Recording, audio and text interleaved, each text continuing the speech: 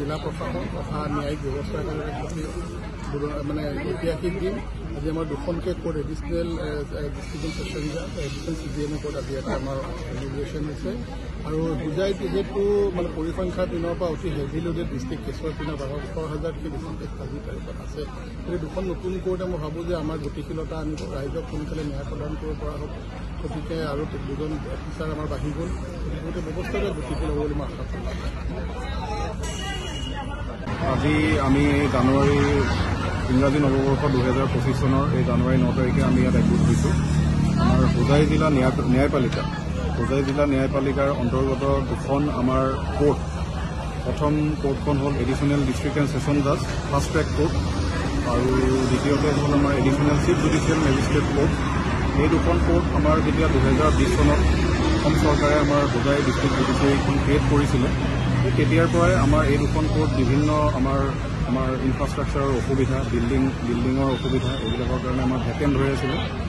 যি কি নহওক আৰু 2022 চনত ইংৰাজী 2022 চনৰ জুলাই মাহত তেতিয়াৰ chief justice of honourable Guwahati high court justice RM ছায়াদেৱ তেখেত আমাৰ হোজাই ডিষ্ট্ৰিক্ট জুডিচিয়াৰী ভিজিট কৰিছিলে আৰু তেখেতে মানে তেওঁৰ আগ্ৰহত আৰু লগতে আমাৰ তেতিয়াৰ ডিষ্ট্ৰিক্ট জাজ সন্মানীয় শ্ৰী আদিত্য হাজৰিকা ছাৰৰ নেতৃত্বত আৰু লগতে বৰ্তমান আমাৰ ডিষ্ট্ৰিক্ট জাজ সন্মানীয় শ্ৰী সত্যনাথ শৰ্মা ছাৰৰ নেতৃত্বত আমাৰ এই প্ৰজেক্টটো যিটো আমাৰ ৰেণ্টেড কোৰ্টৰ এই প্ৰজেক্টটো ইয়াত দুখন কোৰ্ট আমাৰ এতিয়া বৰ্তমান আজিৰ পৰা ফাংচনেল হ'ব। আমাৰ প্ৰজেক্টটো আৰম্ভ হৈছিলে আগষ্ট 2022 চনৰ পৰা আৰু এই বিভিন্ন ইয়াত আমাৰ বিভিন্ন বিভাগীয় যোগাযোগ হৈছিলে। আমাৰ বিভিন্ন ক্ষেত্ৰত আমাৰ জিলা প্ৰশাসনে আমাক সহায় কৰিছে, PWD ডিপাৰ্টমেণ্টে তেওঁলোকে আমাক সহায় কৰিছে আৰু আমাৰ এই হোজাই ডিষ্ট্ৰিক্ট জুডিচিয়াৰীৰ সমূহ ন্যায়িক বিষয়া লগতে আমাৰ মৰমৰ কৰ্মচাৰীবৃন্দৰ একক প্ৰচেষ্টাত আজি আমি এই কোৰ্ট দুখন আমি ইয়াত শুভ উদ্বোধন কৰিলোঁ।